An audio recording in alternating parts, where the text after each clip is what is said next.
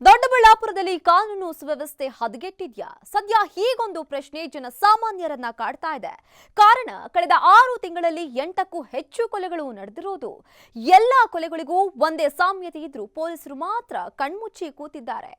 ಇವತ್ತೇನು sub inspector ಇದ್ದಾರೆ ಅವರೇ ಕರೆದ್ಬಿಟ್ಟು ನಮಗೆ ಇಷ್ಟು ಹಣ ಕೊಡು ಇಲ್ಲ ನಿಮ್ಮನ್ನ ಬೀದಿ ಹಣ ಮಾಡ್ತೀವಿ ಅಂತ ಹೇಳ್ಬಿಟ್ಟು ಧಮಕಿ ಆಗಿದೆ. ರೌಡಿ ಶೀಟ್ ಓಪನ್ ಮಾಡಿದ್ರೆ ಪೊಲೀಸ್ ಸಬ್ ಇನ್ಸ್ಪೆಕ್ಟರ್ಗೆ ಮಂತ್ಲಿ ಮಾಮೂಲಿ ಕೊಡ್ಬೇಕಾ?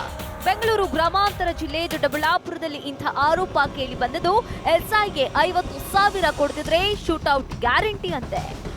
ದೊಡ್ಡಬಳ್ಳಾಪುರದಲ್ಲಿ ನಿನ್ನೆ ರಾತ್ರಿ ರೌಡಿ ಶೀಟರ್ಗಳ ಗಲಾಟೆ ಕೊಲೆಯಲ್ಲಿ ಅಂತ್ಯವಾಗಿದೆ.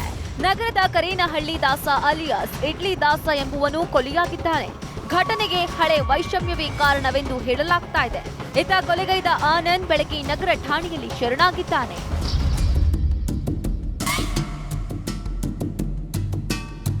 ತಾಲೂಕು ಕೇಂದ್ರದಲ್ಲಿ ಕೇವಲ 6 ತಿಂಗಳಲ್ಲಿ ನಗರವನ್ನೇ ಬೆಚ್ಚಿ ಬೀಳಿಸುವ 8 ಪ್ರಕರಣಗಳು ದಾಖಲಾಗಿವೆ. ಆದರೆ ನಿನ್ನೆ ನಡೆದಿರುವ ಹತ್ಯೆಗೆ ಸಂಬಂಧಿಸಿದಂತೆ ಪೊಲೀಸ್ ಇಲಾಖೆಯ ಮೇಲೆ ಗಂಭೀರ ಆರೋಪ ಕೇಳಿಬಂದಿದೆ. ಸದ್ಯ ಹತ್ಯೆಯಾಗಿರುವ ಗಂಗಾಧರ್ ಅಲಿಯಾಸ್ ಇಡ್ಲಿ ದಾಸನನ್ನ ನಗರ ಪೊಲೀಸ್ ಠಾಣೆಗೆ ಕರೆಸಿಕೊಂಡು 50,000 ರೂಪಾಯಿಗೆ ಬೇಡಿಕೆ ಇಡಲಾಗುತ್ತಂತೆ. ಸದ್ಯ ಹತ್ಯೆಯಾಗಿರುವ ಗಂಗಾಧರ್ ಅಲಿಯಾಸ್ ಇಡ್ಲಿ ದಾಸನನ್ನ ನಗರ ಪೊಲೀಸ್ ಠಾಣೆಗೆ ಕರೆಸಿಕೊಂಡು 50,000 ರೂಪಾಯಿಗೆ ಬೇಡಿಕೆ ಇಡಲಾಗಿತ್ತಂತೆ. ಅಲ್ಲದೆ ಹಣವನ್ನ ನೀಡದಿದ್ರೆ ಬೀದಿ ಬದಿ ಹೆಣವಾಗುವೆ ಎಂದು ಪೊಲೀಸರೇ ಧಮಕಿ ಹಾಕಿದ್ರು ಅಂತ ಮೃತನ ಸಂಬಂಧಿಕರು ಆರೋಪಿಸಿದ್ದಾರೆ. ಇವತ್ತೇನು ಸಬ್ ಇನ್ಸ್ಪೆಕ್ಟರ್ ಇದ್ದಾರೆ ಅವರೇ ಕರೆದ್ಬಿಟ್ಟು ನಮಗೆ ಇಷ್ಟು ಹಣ ಕೊಡು ಇಲ್ಲ ನಿಮ್ಮನ್ನ ಬೀದಿ ಹಣ ಮಾಡ್ತೀವಿ ಅಂತ ಹೇಳ್ಬಿಟ್ಟು ಧಮಕಿ ಆಗಿದೆ ಸರ್. ಇದೇ ಡಿಪಾರ್ಟ್ಮೆಂಟು. ಹೇಳ್ರಣ ನೀವು ಬಾಯ್ಬಿಟ್ಟು ಹೇಳ್ರಿ. ನೀವು ಹೇಳಿ ನೀವು ಬಾಯ್ಬಿಟ್ಟು.